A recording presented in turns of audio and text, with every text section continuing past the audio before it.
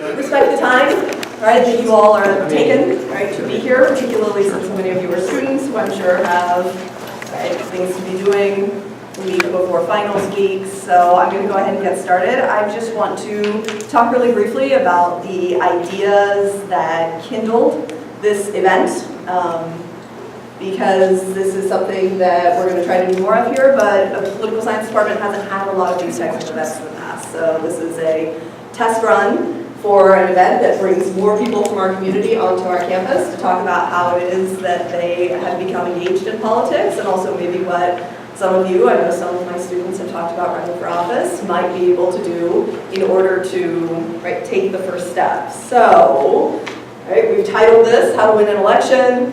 We needed a little appeal for the flyers, and we have a group of elected officials who were elected in 2018 from Molina, Seaside, Monterey, and Salinas, who have agreed to be with us, and I'm so appreciative. So I'm just going to very quickly talk about the ways in which the trends in the nationwide election were replicated here on the Monterey Peninsula, because it's something that doesn't always happen, local politics mirroring national politics, but it did happen in this particular case. So, we have the context for what happened. And I will note that when I designed this, I thought my voice was going to be a lot stronger. So hopefully I will hoarse. The context for the 2018 elections, we really have to begin with the 2016 elections. So here we have a county-by-county map of where various parties succeeded. And this was a moment that I think crystallized people's political expectations and political opinions on both sides. Both parties ended up with a kind of clear mission for the upcoming 2 years after this night. So, we had people motivated on both sides. Some people motivated by the fact that they now had the kind of president in office that they were seeking, and other people motivated by the response to, the instantaneous response to that newly elected president, President Trump. In 2018, there are some important things that we should note about the context, but the outcome was different, and it was different in a whole variety of ways. One of the ways was obviously that the Democrats succeeded, where they had not done so in 2016. I personally think that's kind of the least interesting thing to address, because of course, most of you know it, many of you are political science students, so in the very least, that's something you're familiar with. One way that it was different was the money.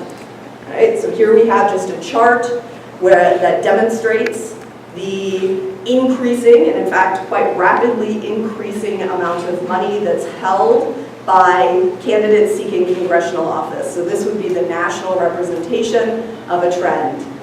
We see that it takes more and more and more money to run for office, which can make it more and more daunting to decide to make that decision. We also had a difference in terms of the candidates. In 2018, there was a conversation that happened on the national level that was not only about electing representatives to Congress or representatives who would be senators, but also about representation, about what it is that our elected officials, what it is that our elected bodies look like. Did they look like the United States of America in 2018? And notably, they don't. So, we had an increase in 2018 of first-time candidates, women, young people, which is a significant development, because one of the perpetual problems with our elections is that we have relatively low youth voter participation. People of color and members of the LGBTQ plus community ran in larger numbers than ever before, and actually, if we go back to this slide, you'll actually note that more people ran than ever before, which has to be a benefit to our democracy. Instead of having 992 people collecting money for a congressional run, which is what we had in 2007, we had more than 1,700 people. That is a radical escalation of the number of people who are choosing to become engaged in electoral politics. So, what is interesting about this is that it resulted in a very different looking Congress. So here we have the women of the Democratic caucus who were opposed. We also had a lot of first times, members who were younger than ever before, members who were part of groups of people that hadn't been represented in the past, particularly Muslim American women, Native American women. You had that same thing happen at the state level, where you had people representing the LGBTQ community. You had people who were of color or women representing states for the first time. So what happened in Monterey? And that's really what I want to talk about. It was very much the same. And that's the trend that interests me. Because again, oftentimes people don't pay attention to local politics.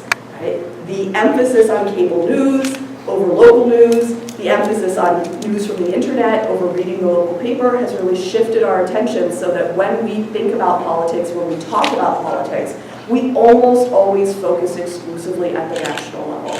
But the local level is a place where there is a real opportunity to become involved. I'm sure that my panel will agree that there are a lot fewer people who come to talk at some of the meetings than there could be if we got some real action in the communities that are represented here in Monterey County. So, what was the same?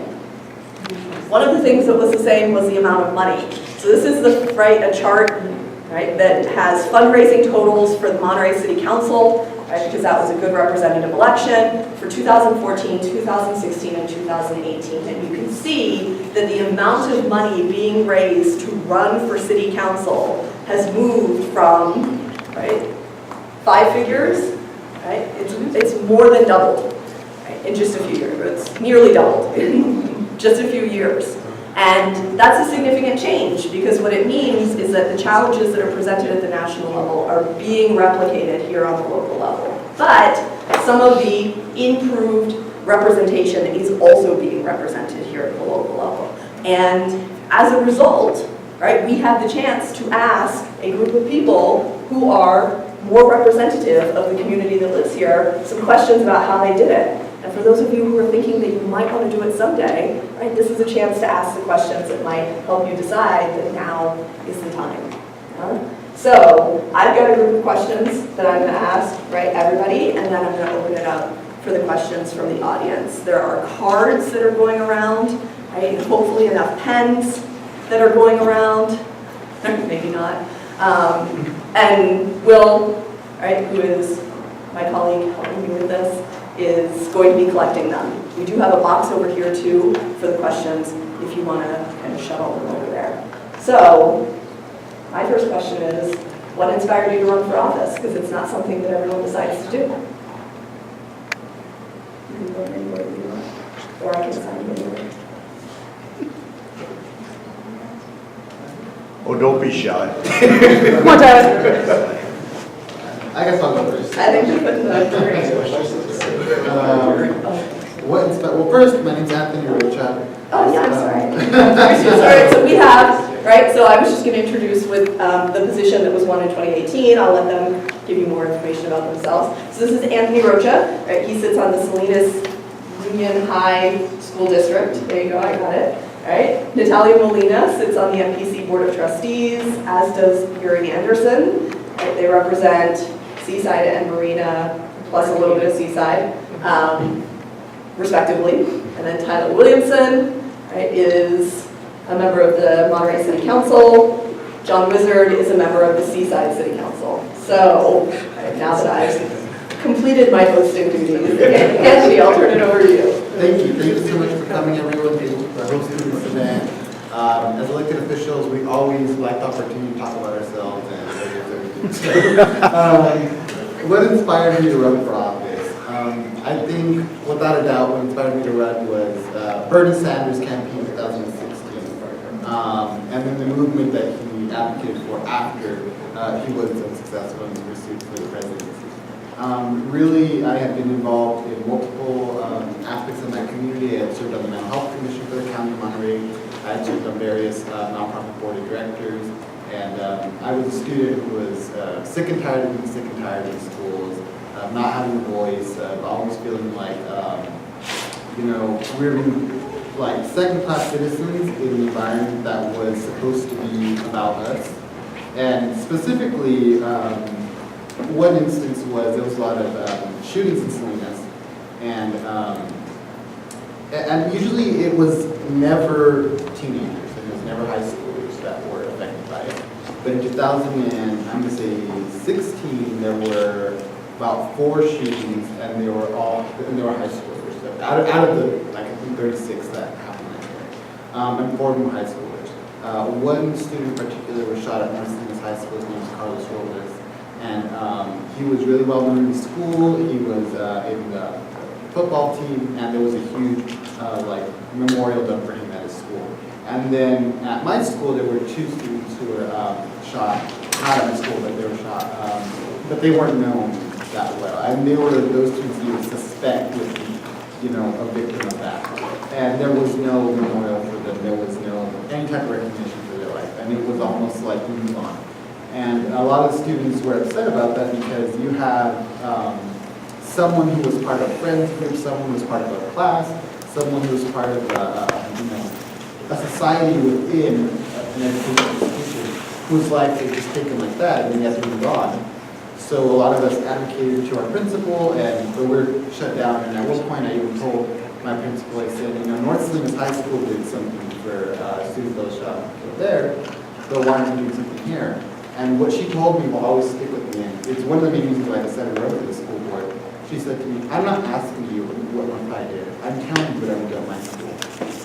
So just that like attitude towards a student who was raising concern is really what told me to say, okay, well then maybe once I'm your boss, then you'll take what I have to say more serious, right? So I decided to run, and well, I'll get more into that later, but that's what inspired me to run. Good evening, everyone. Thank you so much for coming. My name is Natalia, Molina, and briefly, I will say that what inspired me to run was all of you. I have had the fortune of being born of immigrant parents. My parents are from Guatemala originally, and like many people who come from the Northern Triangle, they were escaping poverty, lack of opportunity, and hunger. My parents inculcated in me at a very young age, Natalia, we want you to get an education because we don't want you to work, and this is literally what they said, like animals in factories. We want you to make something of yourself. And so through their sacrifice and hard work, I was able to go to a wonderful private school, grade school, high school, and I did attend a wonderful Jesuit institution. And all throughout life, I was really inspired by social justice. I did get a bachelor's degree in political science, and one of my favorite books is Speaker of the House by Tip O'Neill. Tip O'Neill was one of our greatest speakers, and his favorite phrase throughout the book is, all politics is local. I have been involved in a variety of volunteer efforts. My career is about 25 years deep in nonprofit administration. And what led me to the role that I'm in today was because I was asked in June of last year, I was asked, Natalia, there is a vacancy on the Board of Trustees. Your name came up. And when I received that call, I got goosebumps. I said, let me think on this, okay? I need to think about this very deeply because it involves your whole family. You have to talk to your whole family. And especially because I want you to be very aware, most people had already started their campaigns in April. And so I was a very late starter. But it was really, going back to Bernie, I am a Bernicrat, it was people power that led me to where I am today. It was not a huge budget. I did a low budget, high impact campaign, but many of you who are in the audience helped make this position and my opportunity possible. And trust me when I tell you, and if you come to the board meetings, if you read the minutes, so the lens of social justice, equity, diversity and inclusion was something that my parents inspired in me and that I continue today in all that I do, but especially in this role, because I want you to think about this, and I'm glad this is being recorded. In the history of MPC, okay, I am the first Latina to serve on this side of the peninsula. I want you to take into consideration all the other elected positions on this side of the peninsula that have not been captured by people of color, by Latinos, especially when we represent 35, 40% of the population here. So bear that in mind. I hope I will not be the first, but I am one of the first to be on this side of the lettuce curtain, as we say. So if you are inspired at all to run, you can do it. You don't need a huge budget. It helps, but it's the people power. It's the passion. Last but not least, I was very reluctant, and I remember on election night when the votes were coming in, and it was looking good, but even at that last minute, I was like, I am cautiously optimistic. Anything could happen, but it was because of all of the passion, the people power, and the love that I'm here today. So, thank you. I'm Yuri Anderson, and despite what Anthony says, not all politicians like to talk about themselves. I'm an introvert, so this was definitely a push outside of my comfort zone to do this. And I'm also kind of dangerously inappropriate, so I'm not excited that this is being recorded. But I'm going to tell you what inspired me to run, and two of them are slightly inappropriate. One is sausage, Alex. The other is my uterus. And the third is really service to community, which I don't have any way to say that. So I had a quick conversation with Alex on the way and talking, and my day job is as a political aide to one of our county supervisors. And so I work on a day-to-day basis seeing how the sausage policy is made and realizing that to have the impact that I want to have on my community, which is the service aspect, I needed to step out of my comfort zone and get to the table, because I can do a lot behind the scenes in encouraging and reviewing and organizing folks, but until you're the person who's actually sitting at the table and saying this is what the decision is going to be, I couldn't have the impact that I wanted to have. And so when I say my uterus, I'm a mom. I have two very small children. And in that sense, as a woman of color who is 38 with two young children, I am very representative of the community which I was seeking to represent. Marina, average age in Marina is 36.7.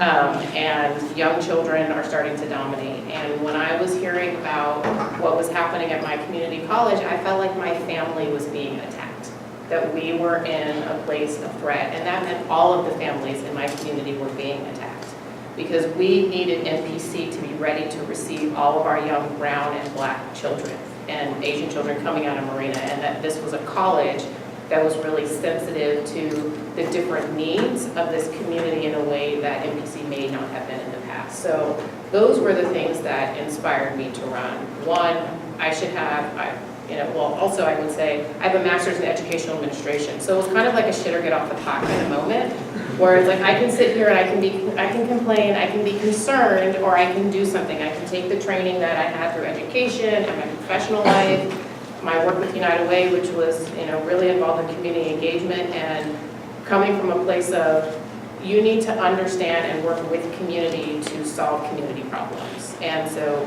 take all of that and do something about it, or just sit and worry. And I'm not. That's where I say you step out of who you are and you step into a place where of service. So that's what inspired me to run this. So I'm an extrovert, and I kind of get nervous doing these things too, speaking in public, being an extrovert. So I can only imagine how you feel.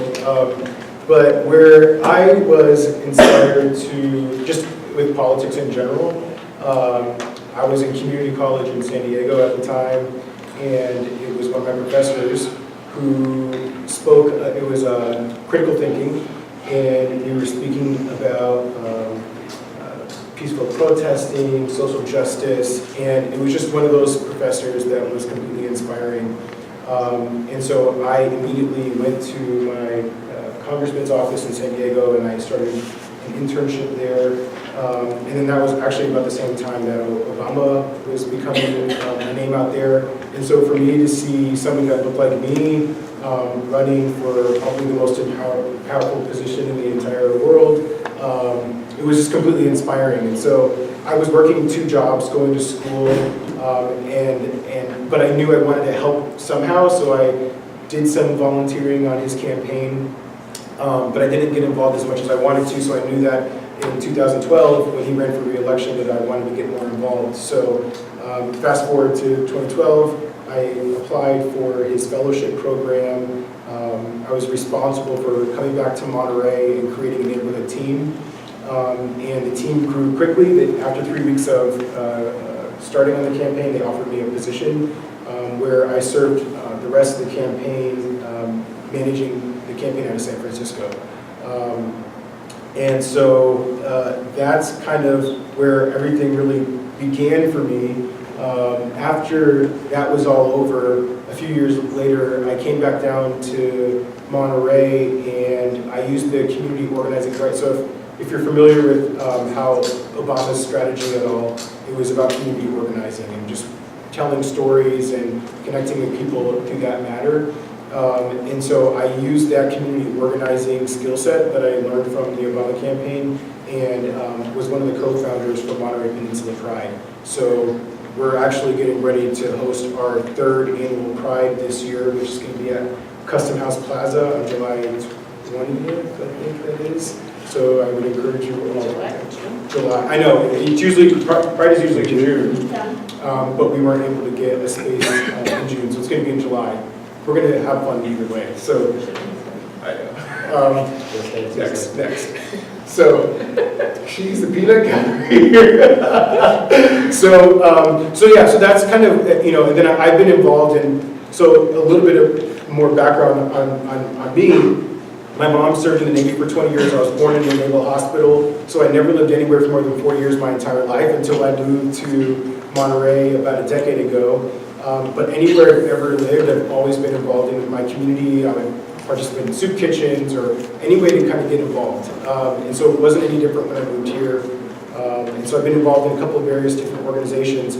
And over the months leading up to the 2018 election, it was like summertime, fall of 17, people in some of those groups that I was working with asked me to think about running.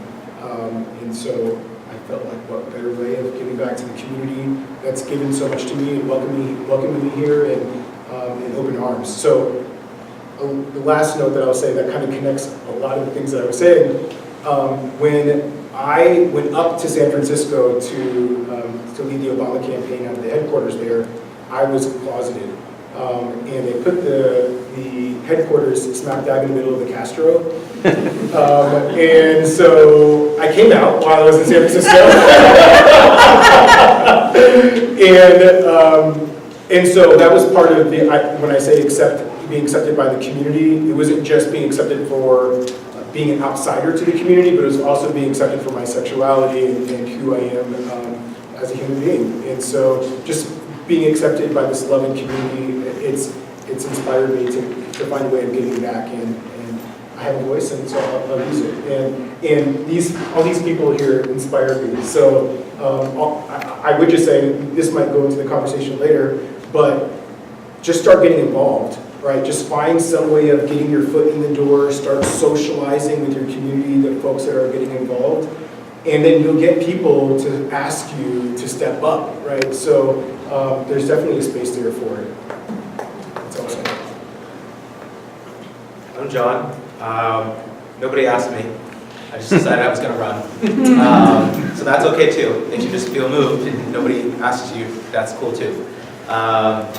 So I spent most of my adult life in public safety. I started off as a firefighter and then got hurt and went to go be a 911 dispatcher. And I got bored with that, went to go be a cop, but then got hurt again.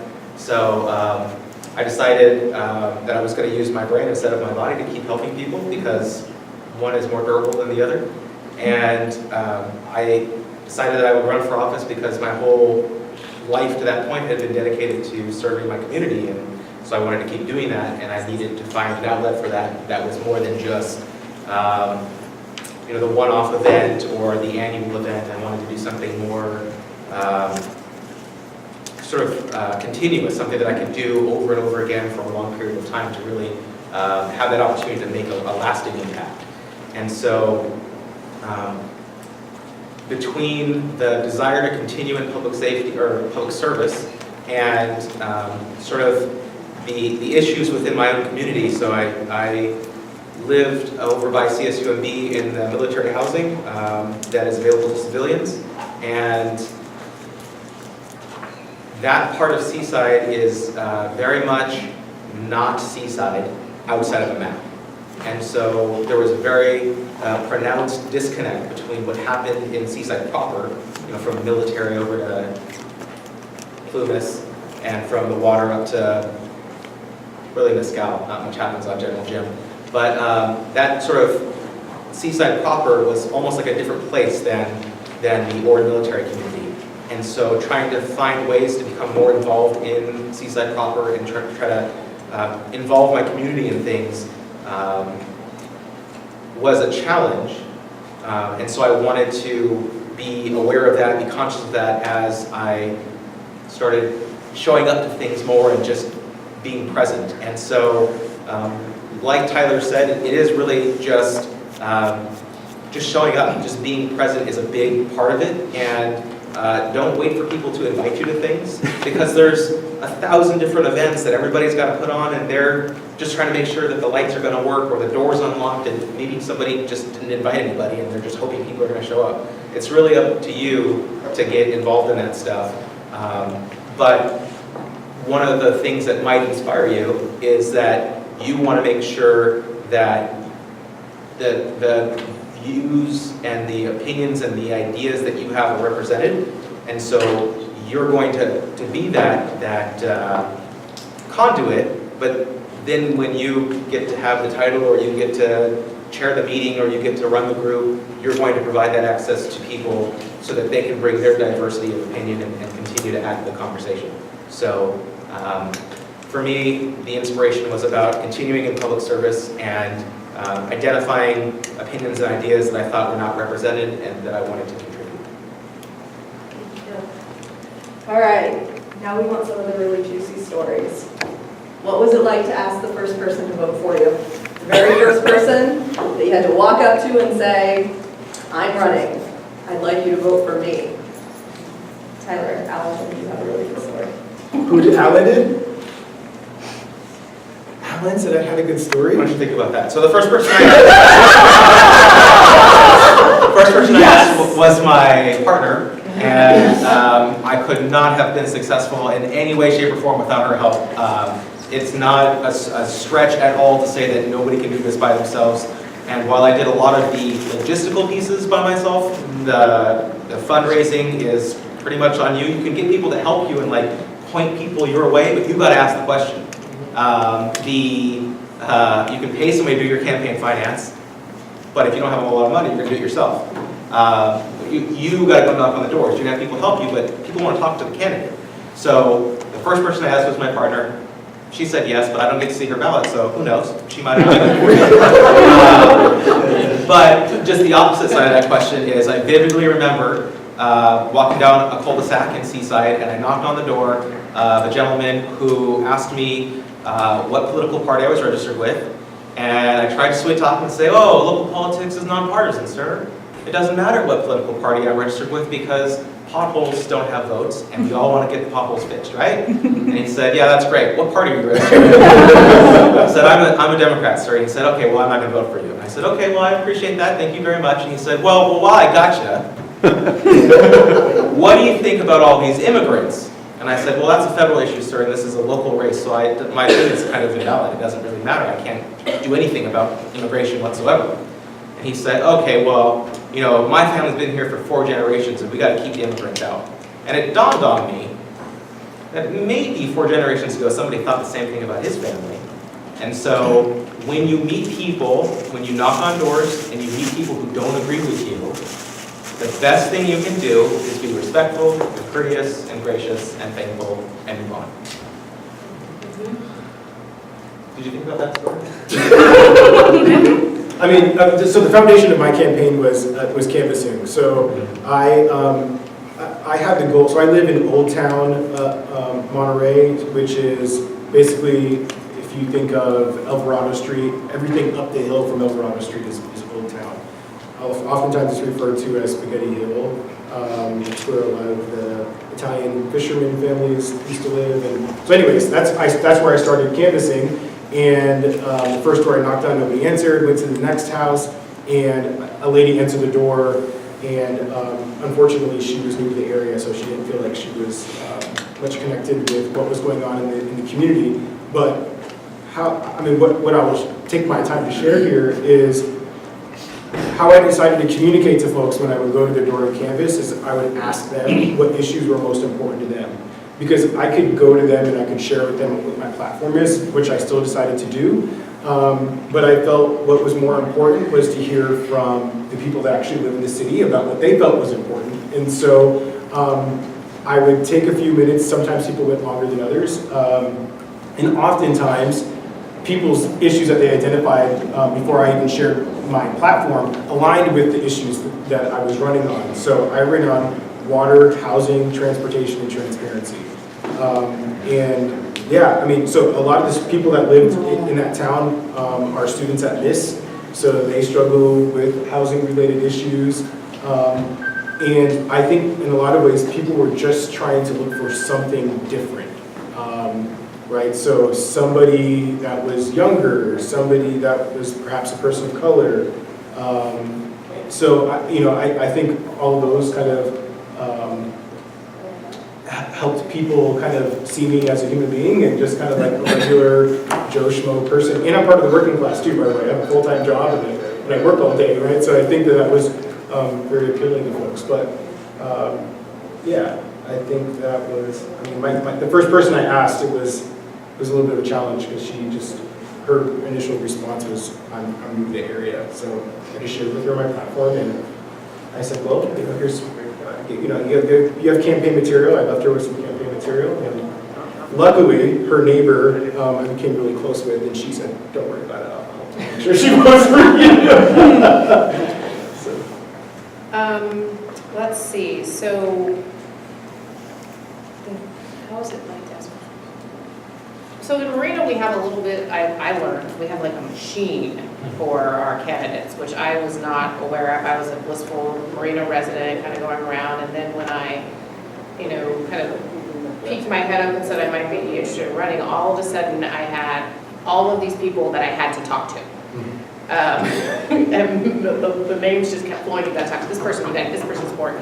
And there was a real effort in the community to line up support behind preferred candidates before anything really happened, so, line up all the endorsements. So what I'm talking about, the first one I asked to endorse me were really people, or to vote for me, people I was asking for their endorsements. And so these were mostly kind of already elected folks, some of our more, community-minded, kind of our individual leaders, whether they have a position or not. And so while I had a bit of a reputation in other circles that I was in, I didn't have a reputation in my own community. And so it was a lot of sharing who I was with these people. And for me, I wanted them to understand that if they were interested in supporting me, they needed to support who I was as a person. I wasn't going to change who Yuri is or my position. So these are the reasons I'm running. These are the feelings I have about X, Y, and Z. This is the way I approach leadership and communication and collaboration. And so they were long conversations. I spent a lot of money at Cafe Mia in Marina, taking people to lunch and coffee and stuff. But it was really valuable because those relationships were so critical, particularly for my campaign where my community didn't know me. But I, because of the virtue of the work I've been doing in the community, had a lot of folks who had positional power that did, and who kind of knew what I was capable of, and so I needed their support to kind of filter that message out into our community. The one story that I would say is different, not the first person to ask to vote, but the first person when I knocked on their door to ask for their vote, and the ballots had gone out, and they said, "Oh, I already voted for you." And my response was like, "Why?" Like I literally, it's like I hadn't been to their door yet to ask for their vote, and I'd been doing it for, so that was a really weird one when I started knocking to the doors and people had already said they voted for me, and I was thinking, I haven't even had a chance to share my message with you face to face, which was so much, what all of us really engaged in is this grassroots, door-to-door campaigning that was about relationships. So that was kind of my fun moment out there. So, again, because the amount of time that I campaigned was so compressed, I wish I could remember asking the first person, but I can remember this. I made it feel more awkward than it was. It's really not that awkward. First of all of these people that are laughing around me supported me in one way or another. So that really, really helped. And again, not to quote Bernie, but quoting Bernie, an article where he talked about campaigning. And when I read that, I'm like, you know what, you're right. And he said, for the most part, people are generally friendly, okay? So when I went knocking on doors thinking someone was gonna say, "F you, who are you? Oh, are you this or that?" No, people were really genuinely friendly. They liked it when I went to their door and talked to them about the issues. I remember one person that I went to, and he literally said, and I'll never forget it, "You know what? Thank you for your information. Thank you for stopping by. I'm going to vote for you because you had the courage to come to my door." This all goes back to what I mentioned in the beginning, the people power. Money is important, but that connection, the text, the face-to-face, the pressing the palms, it really does make a difference. I think it's important to recognize that in politics, at least in campaigning, you have this constant doubting yourself all the time. And in large part, it's because you have insider baseball and then the reality. And the people you're going to talk to don't even know anything about the people who are endorsing you. They don't care. They just want to meet you as a person. So from my experience when I was running is that before I went to knock on doors, I was already kind of burnt out because I was working on Regina's campaign for supervisor. And everybody knew me as a canvasser. I was going to go there and knock on doors. So for 6 months prior to me running for office, I was campaigning for somebody else. So when I had to do it for myself, it was like, oh man, I have to get out there again. I have to get somewhere again. I have to do this all over again. And the people that I was asking for support, I mean, it seemed like it was, coming from a good place, but everyone was telling me, "Anthony, you're 19 years old." Like, if it's something that I didn't know. You're 19 years old. Maybe, waited a couple more years, So, so when I was like, no, I think I'm going to run. And it became, okay, well, if you're going to run, and this quote, I'm not kidding, someone told me this, I was a union leader. I said, well, I'm going to run, and I support the same things you guys support. Yes, Anthony, but we're going to support your opponent because she's already been there. But I'm still going to run. Well, Anthony, if you do that, just know we're going to kick your ass. And they said, we're going to kick your ass. And I was like, oh my God. Well, that's going to, really not go there. So when I went out there to knock on doors, I thought to myself, man, everyone's going to hate me. They're going to, I thought that my opponent was going to be this well-known person since she had already been there for 9 years and she had ran twice. But when I got there, I realized it was like because I was born and raised in the district. So it was my high school friends, my teachers, my neighbors, and it was really easy for me because I'm an extrovert and I like talking to people. And I'd already been campaigning before, so when I went out there, all I had to do was take out the name, vote for Regina Gage, and put in vote for Anthony Rocha when I went out there. And so when I was knocking on doors and talking to people, it's different from city council to school board because nobody really pays attention to the educational system. So nobody has some major complaints, and there's some kids who are smoking pot over here in this park somewhere else. And, you know, so it's like, nothing huge is in education that people, average people will pay attention to. So it's really my main point. So I want more mental health services in their schools. I want higher graduation rates and more students going to college. So that typically resonates with everyone. There are a few people who are like, well, you should invest more in the trades. I'm like, well, you can't do that too.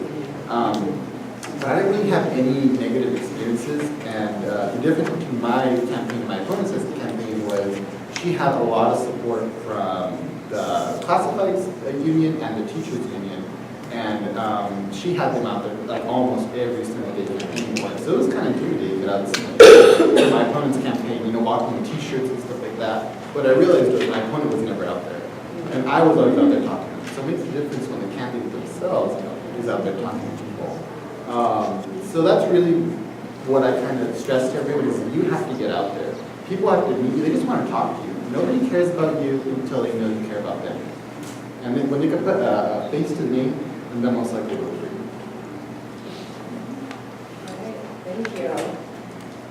All right, so, right, a lot of you have already talked about this question, right? What strategies did you use to build support in your community? So I'm going to move on to the tricky question. Yes. What about the money? I made such a big deal out of the fact that, right, the cost of campaigns is going up. It's going up nationally, but it's also going up here in Monterey County. So could you go back to that slide that you had up with the Monterey City Council race? Yeah, Because that was actually my race. So it was that chart had your name. So if you look at the top three lines, the top line is Ed Smith. No. Yes, Ed Smith. The middle, so 67,000, that was Ed Smith. 48,000, that was Timothy Barrett. And then the 22,000, that was me. If you look at the results of the election, I was the top vote getter. So yes, you need money to run a campaign, but you don't need to raise the most money. I think that's all I'm not sure if I can say anything else. It's important to raise money, right? So go out there and ask. And actually, what I did when I started my campaign, before I even started really going out and asking people for votes, I have a lot of contacts in my phone, just because I'm an extrovert. I talk to people. And so I literally went into my iCloud, I converted all my contacts into a .csv. And I literally called everybody in my phone. And there was oftentimes I would get to a contact and I'm like, no, they're not going to donate to me. But I would just like push myself through it and like, what's the worst that they can say is no, right? So I would call somebody, and what's interesting about that, to really prove the point with this thing about calling all your contacts, the people that I didn't think would donate, donated. Some of the people that I thought would be easy, like, I'll give you $50, they didn't donate. And some people would like say that they'll donate, they never did, right? But the point being is that it wasn't comfortable, it wasn't why I was running. I wasn't running to call people to ask them for money, but I knew that I needed it, and they know me somehow through something that they've experienced with me, so they're more likely going to donate to me than somebody that has no idea who I am. So that's kind of how I was able to raise $200,000, which I'm shocked that I was able to raise that much. Never mind the 67,000. So, and what I would say too is that Dan Albert, who ran and got elected in 2016, he raised the most ever for Monterey City Council. I think it was like something like $70,000 or $80,000. So that's getting pretty close to what the top was. And Dan Albert is the son of the most well-known mayor in Monterey, which is Dan Albert Sr. So say it again. He was my health teacher at Monterey High. There you go. Senior. So yeah, it is getting a little bit crazy.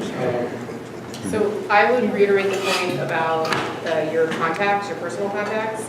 My first solicitation was to my friends and family and past colleagues, and basically said, here's some exciting news that you probably, some of them were living from high school. You know, so these people have been watching me run for student council since I was in 6th grade. It's like, guess what? I'm finally doing what we all thought I was going to do, running for elected office. And those people, you know, that deep relationship they put that money in there, you know, and some of it was $25, and some of it was $200, and it didn't matter what.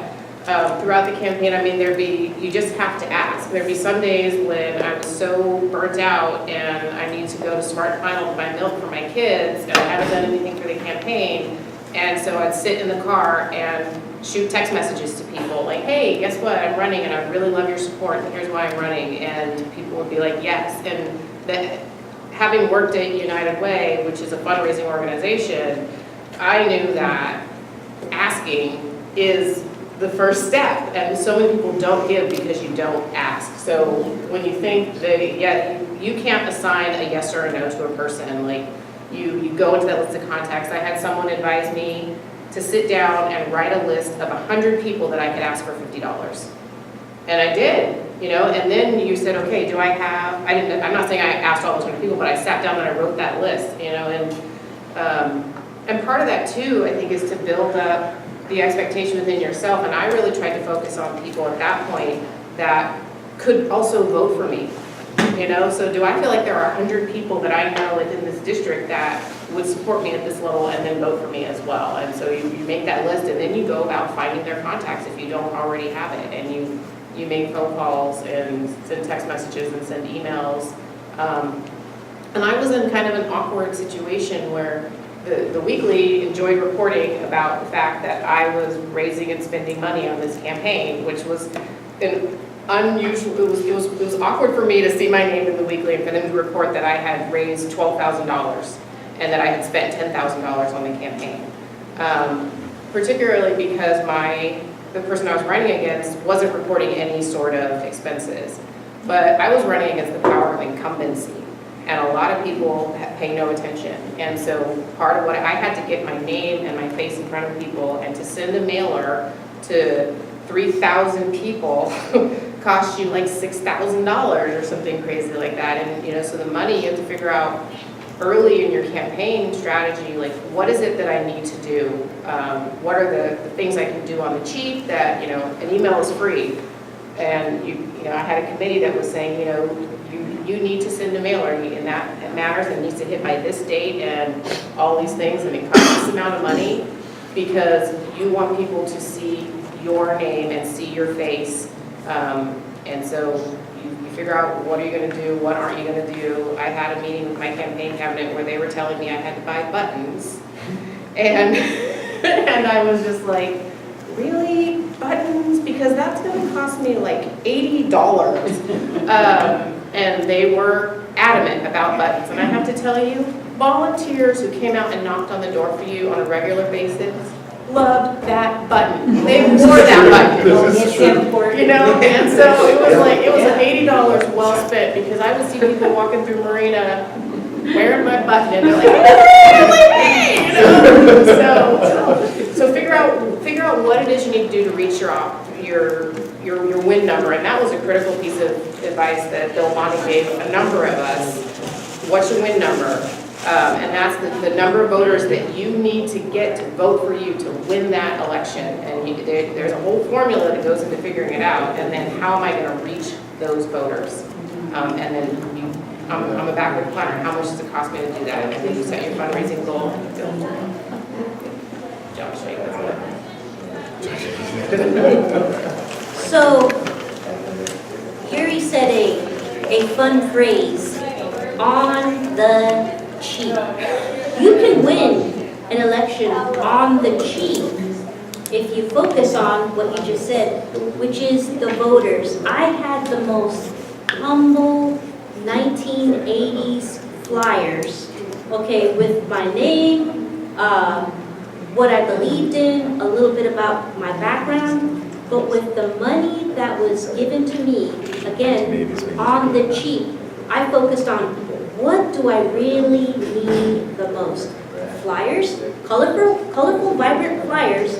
I didn't get buttons, but when the time came, when I received that generous donations, I got the brightest, punchy lawn signs, and it made a big difference. Everybody had beautiful signs out there, some with their pictures, most of them in red, white, and blue, beautiful fonts.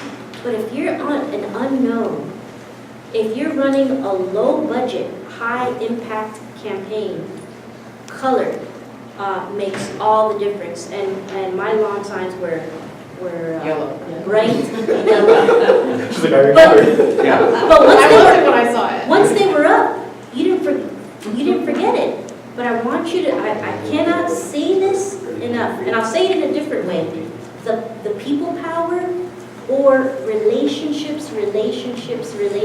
That's what really made it. Because like many of the folks, I think most of us here, we all work full-time jobs. So the weekends were spent door to door, sending texts, doing emails, but it really was relationships, and the people power. And I'm so glad you showed us those numbers, because did you see that? All of that money at the highest level, but Tyler had the most relationships. He had the most people power. So that is priceless. Yeah, if I could just add one more point to that. I mean, also, I think on that slide, it showed how many votes we had, and then how many individual donations that we had. And I had more individual donations than anybody else, although they were smaller donations. It's okay. It goes into the fact that it's people power. People power. So in my campaign, I was running against a two-term incumbent, and I raised $9,000 from 50 individual donors. And my opponent raised $17,000 from 3 donors. So for me, and I knew from the start I was going to go up against a big, a lot of money to go up against me. So I thought to myself, I'm just going to raise like $2,000. I'm going to go out there and I'm just going to get some, like flyers. I'm going to go out there and just be, like whatever. And then I realized, oh wait, if you really want to win, you better start raising some money. So like, I didn't pretty much call every single person I knew had some money. But also what was interesting for me was I had previously worked on a campaign that had a lot of support from the Peninsula. But the reason that campaign had a lot of support from the Peninsula is because the County Board of Supervisors makes decisions for the entire county. I was running in Salinas in a school board election that was primarily in East Salinas. So when I tried calling up some of the people in the Peninsula and asked for the donations, they're like, well, it's kind of, like, no, it's not going to impact us at all. So really, when I started not getting the big donations, I called a lot of my friends from high school, and I just asked them to give me $25. And then that's really where a lot of my donations came from. And I was working and going to school, so I had no time at all to organize volunteers and do anything. So I do not advise this to anyone, but I just said, all right, when I get out of class at 5 o'clock, I'm going to knock on doors until 9 p.m. So I went out there and knocked on every single door in my district. And I did it twice. Oh, twice? Every day after work. Yeah, I had like no volunteers. I wish I did, because that's my mindset, get the community well, but I had no time to look at anyone. So I just knew I had to spend my money on mailers and door canvassers out there. That's all that I'm going to have my money for. My opponent had these big old Taj Mahal signs. That, and I was thinking to myself, are you going to know people with these signs? Maybe I was one of them was annoying, but so I mean, I wouldn't spend my money on things that really I'm not going to get any voters. My opponent had all kinds of signs. I had 4x4 small little signs, and what I also told myself is signs don't vote, people do. So as long as you can make as many contacts with people, then you could win. Because I ended up getting 62% to my opponent's 38%. It should have been 52%. And she had a lot more money than I did. Yeah.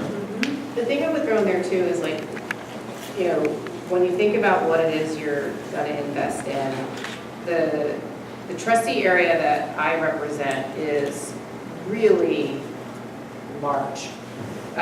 So it's all of the city of Marina, it's East Garrison, it's the ward communities, it comes all the way over to Co Avenue in Seaside, and so it would have been really easy for Natalia to be like, Yuri, why do you have that 4x4 over here by Costco?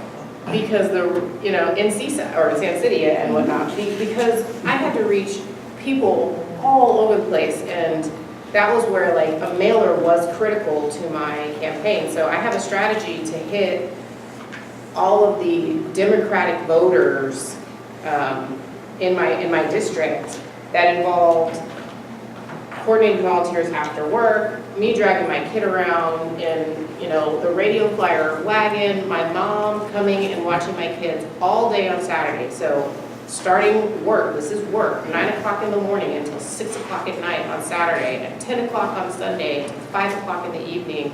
And I'm telling you, I had PTSD after this thing, because I missed my family.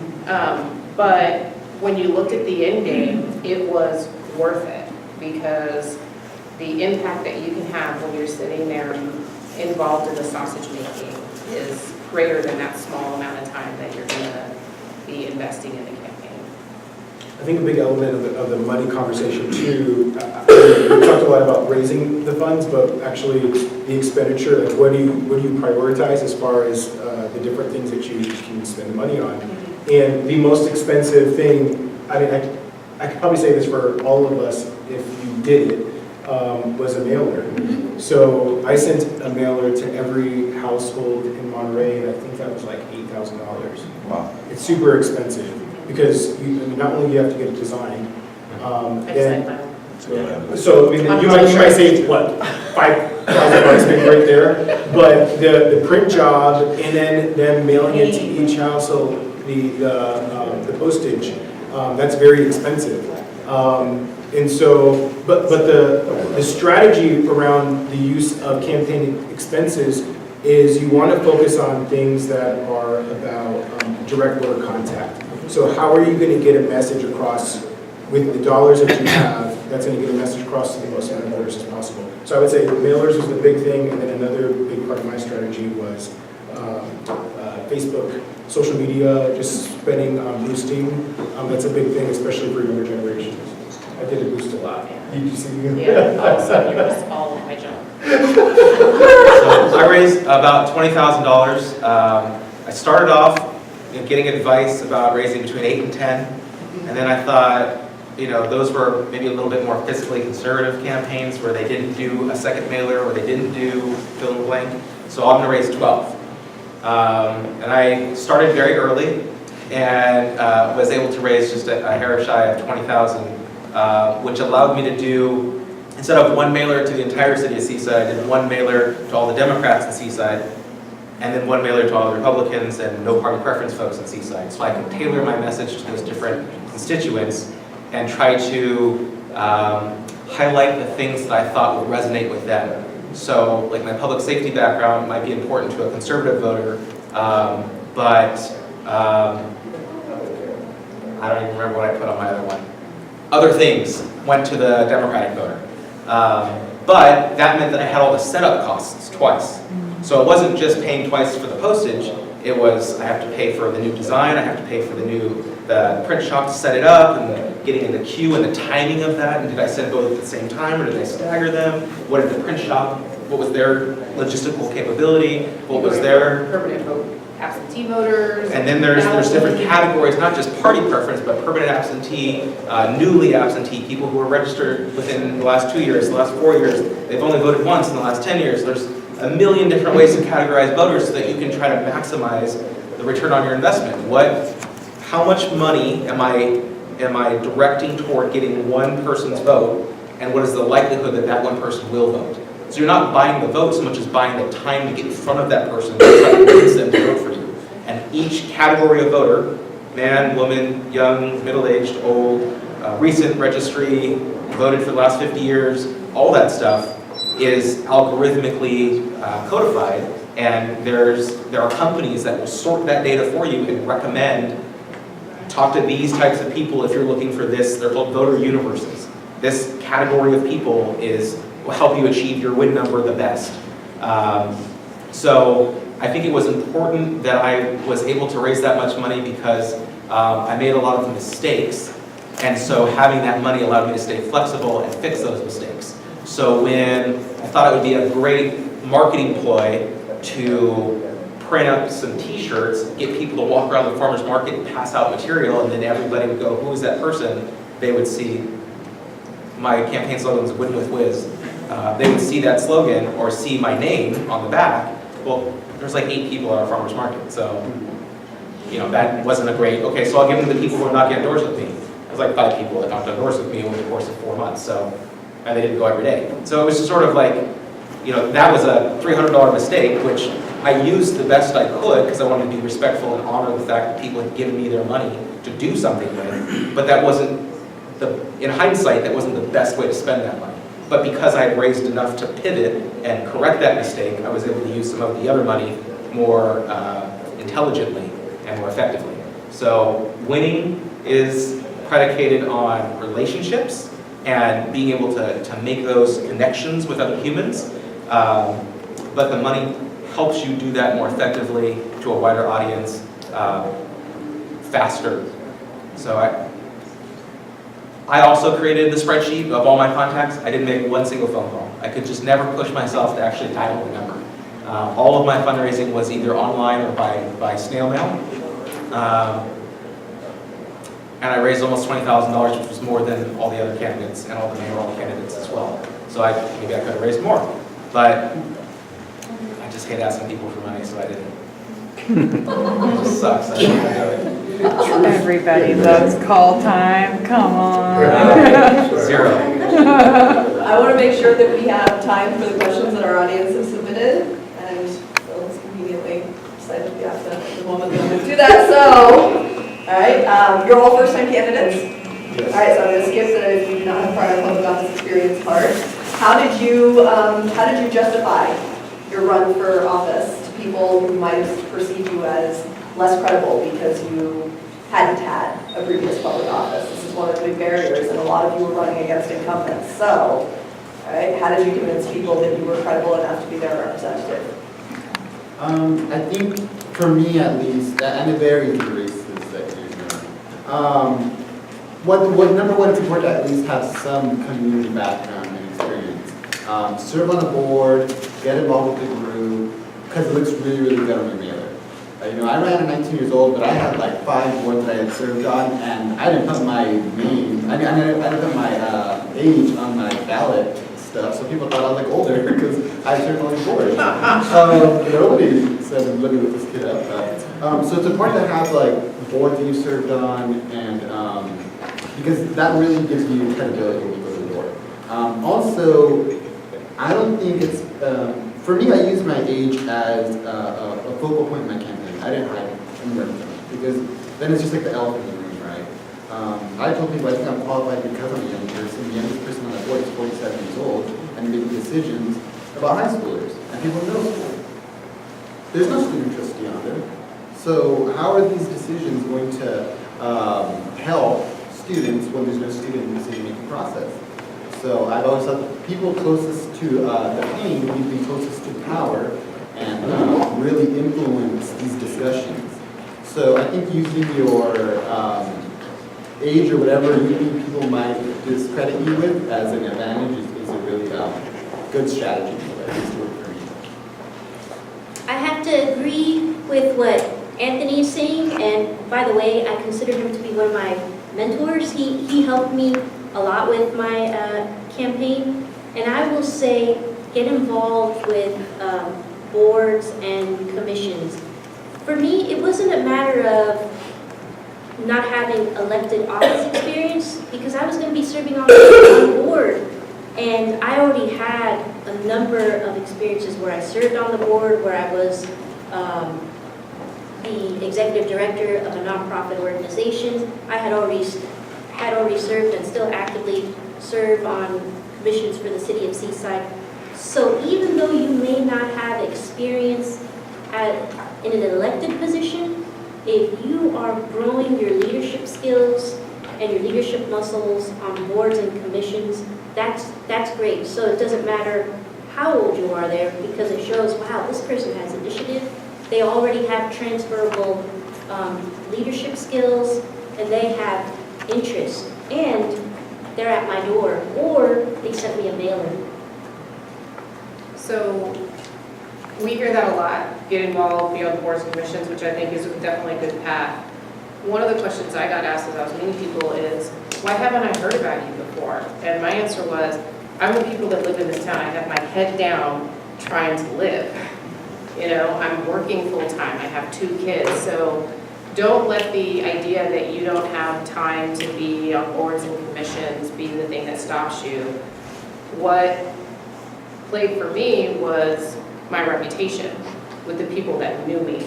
So growing that leadership muscle, and the people that did know me, they knew my work ethic, they knew my work product, and they were willing to vouch for me with other people who might come out, so it wasn't, so my message was, I haven't been at this table because I've been doing what I'm trying to do to keep my family alive, what so many of us in our community are trying to do. And then also my career up until recently had been at United Way, and so I said I spent every minute of every day in my work trying to make this a better place for people, and I didn't actually have anything left to give. Everything that I had left was for my family. And then when I shifted in my work, I had more energy.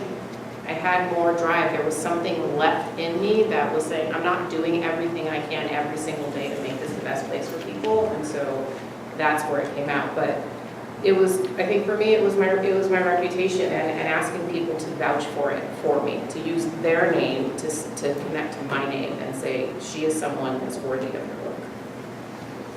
I mean, everything they said, I think, is completely relevant.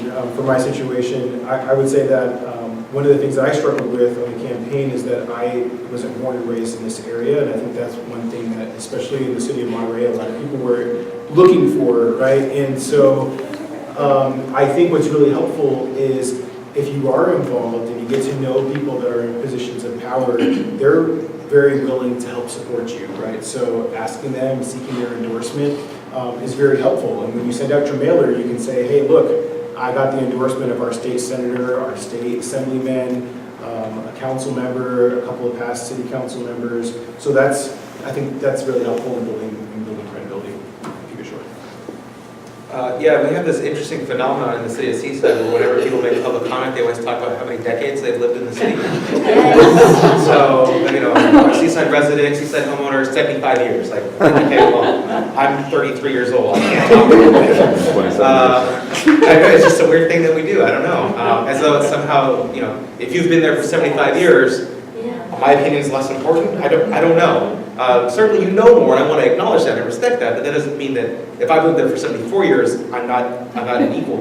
That's not, I don't know. Anyway, I've belabored that too long. So for me, establishing credibility was really just, I chose to do that through a tactic of demonstrating a sort of a thoroughness or a completeness around a particular policy point that somebody wanted to talk about. So whether that was housing or water or our roads that are not in great shape, businesses on Broadway, whatever the topics du jour were, I learned as much as I could about that thing. So when they asked a question, they would see that I had been serious in my research, so that, well, this guy cared enough to learn about this thing more than I know about it, so he must be credible, he must be the real deal. So whether he's been on a board or commission for one day or never or 10 years, he knows what he's talking about, and I can believe in it, I can trust that. It doesn't hurt, though, to have that experience on a board or commission, and I was on the city's environmental committee, I was on the county's planning commission, so being able to kind of check that box for people certainly helped. So find every district, talk to Yuri, she's the District 5 expert, she can help you learn about boards and commission vacancies in the county that are currently ready and waiting for your application. And people all across this wonderful county, there's countless opportunities to serve. And it doesn't have to be the official government. It can be, I'm on my local neighborhoods community group, and we clean the park once a month. Just formalizing your commitment to care about the community is really, I think, checks that box for people who care about that box. So I've got another audience question. Once you took office, did you feel welcomed by your peers? I'm going to add to it to give you guys a little bit of cover. What has helped you do the job?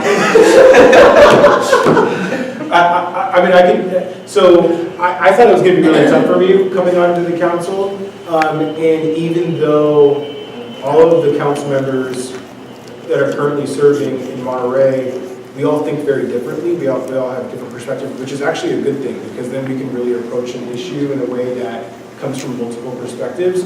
But one of the things I appreciate the most about my experience so far on council is that we all get along. So Ed Smith and I couldn't be more different in our feelings about issues. But we respect each other, and I mean, we sit at the dais and we crack up. He sits right next to me, and we laugh. We have a good time. Sometimes I'm like, "What are you saying?" And sometimes he probably does the same thing about what I'm saying. But we respect each other, and so that actually that helps me be able to achieve the things that I need to do.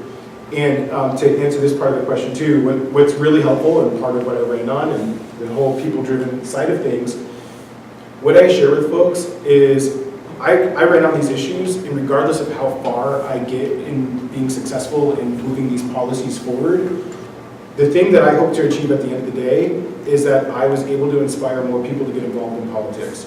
Because at the end of the day, it's not about me. I can sit here and I can try to do the best I can, but all the decisions I make, I know I'm going to make mistakes along the way. I'm not going to get it all right.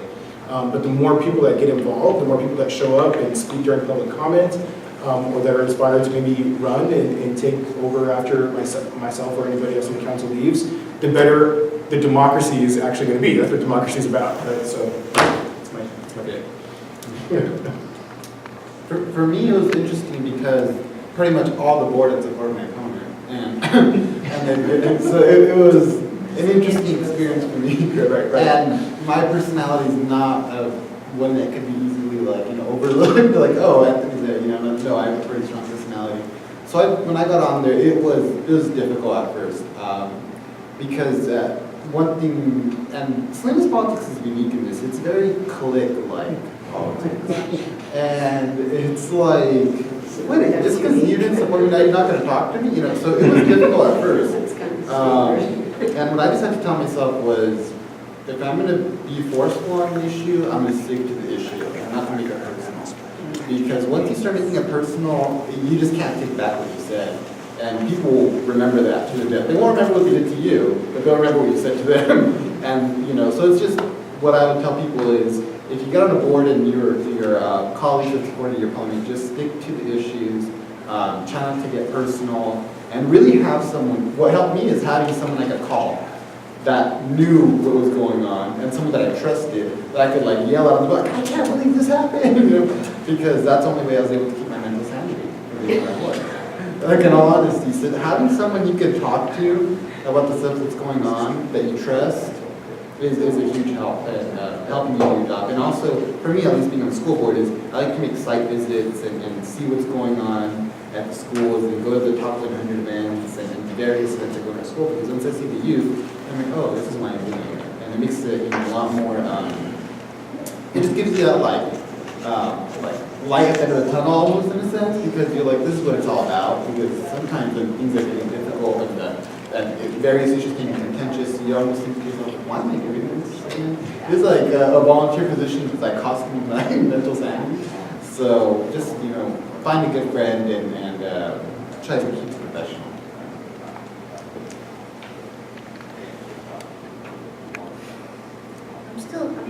I'm thinking. Can you read the question again? Did you feel welcomed by your peers when you took office? Are you considering the question? I can go if you'd like more time. Oh, you haven't Yes. gone? Oh, yeah, you go. Yeah, go. Yes, I did feel welcomed by my colleagues. And I think what has helped me survive the first 6 months and realize it's possible to survive the next 42 months is that we're all people, and we're all going to agree on some things and disagree on others. I mean, it doesn't matter who it is and what they believe. There's something you agree on. Maybe it's too warm in the room. I don't know. You'll find something. There's some common ground. And so it's important you spend months and months and months knocking on doors and making phone calls and boosting posts on Facebook and appearing at all these events and giving up personal time with your family and your friends. You do all of this work to manage relationships, and then you get elected and you don't manage a relationship with 3 or 4 or 5 other people.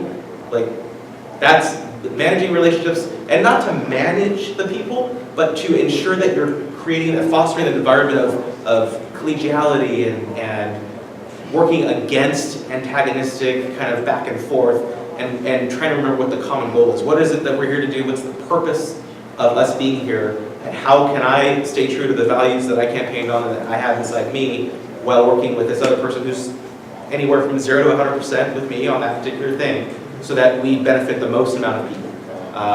And try to get away from it's my way or no way into what's the best way we can get something that's acceptable to the most amount of people that will help the most amount of people. So just really trying to remove yourself and your ego from the equation so that you can do what people elected you to do, which is represent them. I mean, we wouldn't need this process if everybody had all the time in the world and could just take care of all their stuff. If everybody got to participate, we wouldn't need representatives.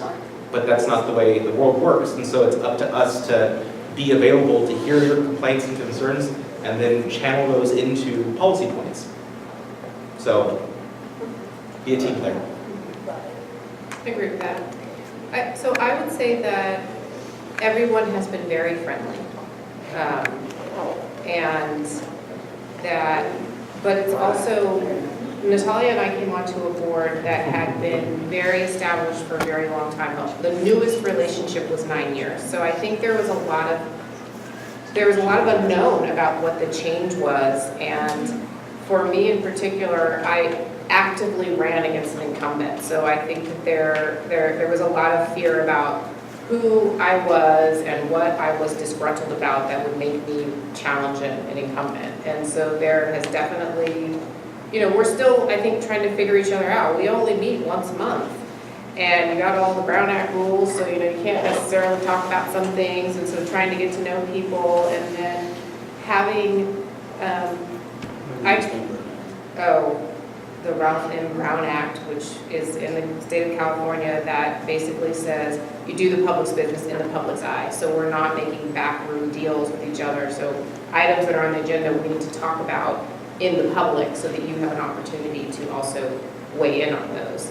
About transparency and participatory governance, right? But so one of the things that I think is that we're still finding, that I feel like I'm still finding the way with my other colleagues on the board, is that I represent, as I've said a few times, a younger, browner constituency.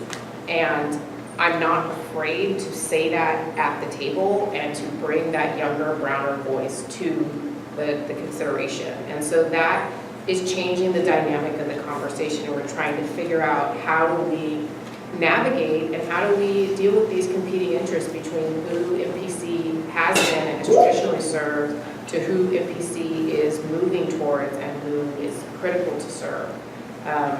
So when I start by saying everyone's been very friendly, there is a desire to be colleagues on the board and to work towards our common goal, but we're still trying to, I feel like we're still trying to figure out the best way to do that. So the reason why I was, a little hesitant to answer that question is because everybody has been very friendly on the MPC board, and this will happen anywhere you go. When the folks are mostly homogenous, it hasn't always been homogenous, but when it's mostly homogenous and you are representing a marginalized group whose voice has not been amplified as strongly as before, and or you have not, your population, your group has not had a seat at the leadership table, that can be scary to the people who are used to having their leadership run a certain way. So it is really important to play fairly and respectfully, but when you have the lives of so many people at hand, when you have poverty and unhoused students and classes that may not reflect their culture and who they are and what they represent, it's a very difficult balancing act.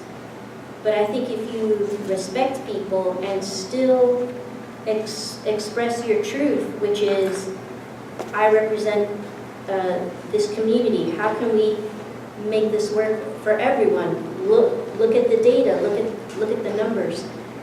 But overall, you need to step back and look at when you are changing something that has been homogenous for a very long time, you still have to put yourself in the shoes of the other person and say, how scary would this be?